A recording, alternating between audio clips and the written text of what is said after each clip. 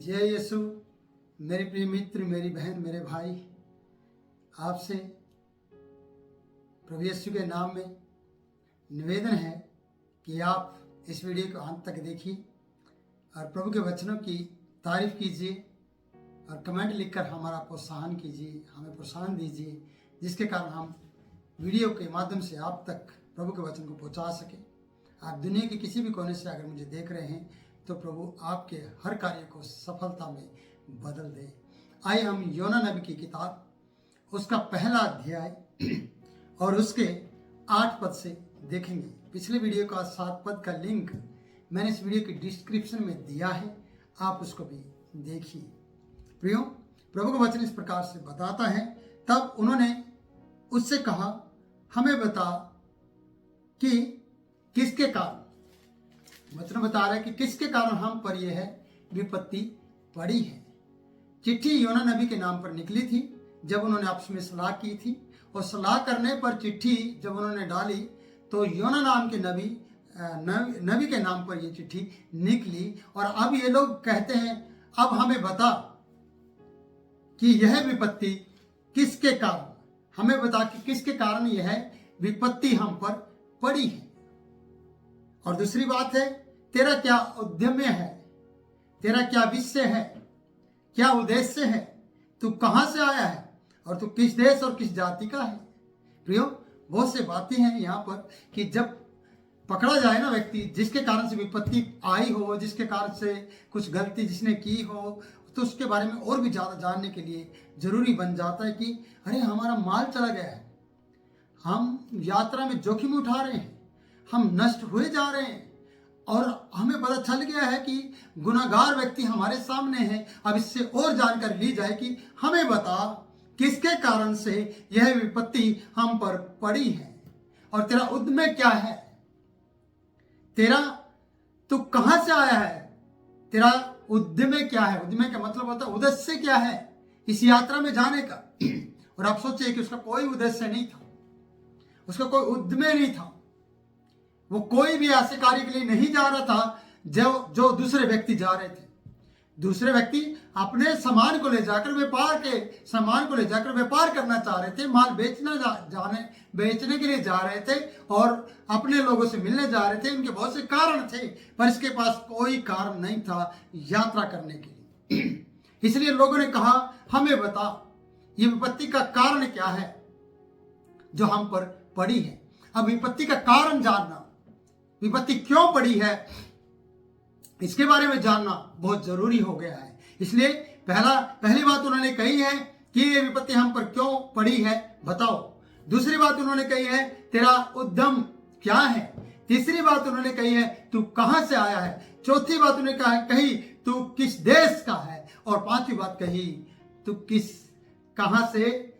किस जाति का है। प्रियो, सोच के देखो, सारा बायोडेटा इसके लिए बना दिया गया, ये सब पूछ लिया गया। पहली बात है कारण बताओ, दूसरी बात है तेरा उद्देश्य क्या है, तीसरी बात है कहां से आया है प्रिय, और तू किस देश का है और किस जाति का है। जाति पूछी, देश पूछा, उद्यम पूछा, कहां से आया है ये पूछा, और कारण बताओ। मेरे प्रिय, अगर यही बात आपके साथ हो जाए और आपसे यह सवाल पूछा जाए तो आप क्या उत्तर दोगे। वो कारण जानता है, योना नबी कारण जानता है, पर आप शायद कारण की न छानबीन करते हैं, न आप जानने की कोशिश करते हैं, पर आप दुख पे दुख, कष्ट पे कष्ट उठाते चले जाते हैं। इसलिए यहां पर बताया गया कि इस विपत्ति का कारण बताओ, इस आंधी तूफान का कारण बताओ। अब तू ही बताएगा, क्योंकि चिट्ठी तेरे नाम पर निकली है। तू ही छानबीन करने पर मिला है कि गहरी नींद में सोने वाला व्यक्ति ही बता पाएगा, क्योंकि बिना चिंता के, बिना डर के परमेश्वर के सामने से भागकर परमेश्वर के घर से यही व्यक्ति है जो गहरी नींद में सो रहा है। बाकी सब लोग परेशान थे। सब लोगों ने मिलकर कहा, चिट्ठी डालते हैं, कोई गुनाहगार ना, कौन गुनाहगार है इसका पता लगाया जाए। और चिट्ठी योना के नाम पर निकलने पर पता चला है कि आप बता भाई, ये विपत्ति किसके कारण हम पर पड़ी है। क्या वो कारण तू है या कोई और कारण है? उन्होंने पूछा, यह विपत्ति हम पर पड़ी है, इसका कारण बता। कई विपत्तियां आपके कारण लोगों पर आती हैं, कई विपत्तियां आपके कारण आपके परिवार पर आती हैं, कई विपत्तियां आपके कारण चर्च पर आती हैं, कई विपत्तियां आपके कारण पासवान पर आती हैं, कई विपत्तियां आपके कारण आपके पत्नी पर और आपके बेटे पर आती हैं, आपकी पत्नी पर आती हैं, पति पर आती हैं। फिर मैं ये कह रहा हूं कि आपके कारण, अगर आपको कारण का पता है तो आप सामने आ जाइए। और इस प्रकार से ने कहा, जब पूछा गया तो कहाँ से आया, तेरा उद्यम क्या है, तो किस जाति और किस जाति का है, पूरा बायोडेटा इसका निकाला गया और इसने इस बात को माना भी है। पर मैं कहना चाहता हूँ कि क्या आप तैयार नहीं हैं बताने के लिए कि ये विपत्ति क्यों और कैसे आई है? यूना नबी ने स्पष्ट शब्दों में इस बात को बताने के लिए वो तैयार है। चलो मैं अगले पद को भी ले लेता हूँ। प्रिय, अगले पद में इस प्रकार से लिखा है 9 पद में, उसने कहा मैं इब्री हूँ। अपनी जाति बता दी। पहली बात उन्होंने पूछा था तेरी जाति क्या है, दूसरी बात इसने कह दिया कि हाँ मैं इब्री हूँ। तीसरी बात हम देखते हैं, स्वर्ग का परमेश्वर यहोवा जिसने जल और थल दोनों को बनाया है उसी का भय मानता हूँ। परमेश्वर का डर मानने वाला, गहरी नींद में सोने वाला व्यक्ति कह रहा है इब्री हूं, परमेश्वर का भय मानता हूं जिसने जल और थल दोनों को बनाया है। और आगे लिखा है, पढ़ते हैं, उसका भय मानता हूं। 10 पद भी पढ़ते हैं।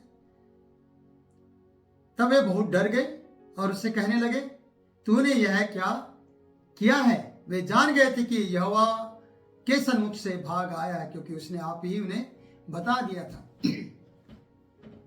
वो डर गए थे जब उसने कहा मैं इब्री हूं, जल और थल बनाने वाले परमेश्वर का भय मानता हूं और उसके सामने से मैं भाग आया हूं, सन्मुख से भाग आया हूं, क्योंकि उसने आप उनको बता दिया था। प्रियो, अन्य जाति को फिर भी डर है, अन्य जातियां फिर भी भय मानती हैं, अन्य जातियां फिर भी इस बात का ध्यान रखती हैं, लेकिन आप सर्वशक्तिमान परमेश्वर का भय मानने वाले हैं और भय मानने के बाद भी आप भाग जाते हैं, भय मानने के बाद भी आप उसकी बात नहीं मानते हैं, तो आप भय किस बात में मानते हैं? अपने इज्जत और अपने ऐशो आराम को बनाए रखने के लिए?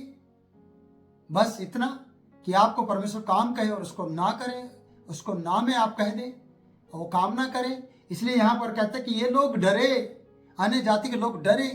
मैं आपको बता दूं प्रिय, बहुत से लोग हैं जो मसीह लोग पाप करते हो नहीं डरते, गलत काम करते हो नहीं डरते, और इस तरीके से वो अपनी जिंदगी आगे नहीं बढ़ाते और वो पाप कर जाते हैं, क्योंकि वो भय, अपने आप को कहते हैं हम परमेश्वर का भय मानते हैं, लेकिन वो परमेश्वर का भय नहीं मानते। अगर परमेश्वर का भय मानने वाला व्यक्ति है तो फिर, और ये डरे हैं परमेश्वर से, ओ सर्वशक्तिमान परमेश्वर के सामने से भाग आया है, वो डर रहे हैं और परमेश्वर का भय इन लोगों के अंदर दिखता है, लेकिन योना के अंदर जरा सा भी परमेश्वर का भय नहीं दिखता है। सिर्फ कहने वाला व्यक्ति बन गया है। कई बार आप कहने वाले व्यक्ति बन जाते हैं कि हम परमेश्वर का भय मानते हैं, हम सर्वशक्तिमान पवित्र परमेश्वर की आराधना करते हैं, लेकिन आप पवित्र नहीं होते। आप भय मानने की बात करते हैं लेकिन आप भय नहीं मानते। आप पाप पे पाप करते चले जाते हैं और आप पाप को और आगे बढ़ावा देते रहते हैं, जिस प्रकार से योना नबी ने किया कि लोग भाड़ में जाए, परमेश्वर कहीं भी जाए, मुझे तो सोने से मतलब है, मैं तो भाग आया, मेरा काम खत्म। पर इसका काम परमेश्वर ने खत्म नहीं किया।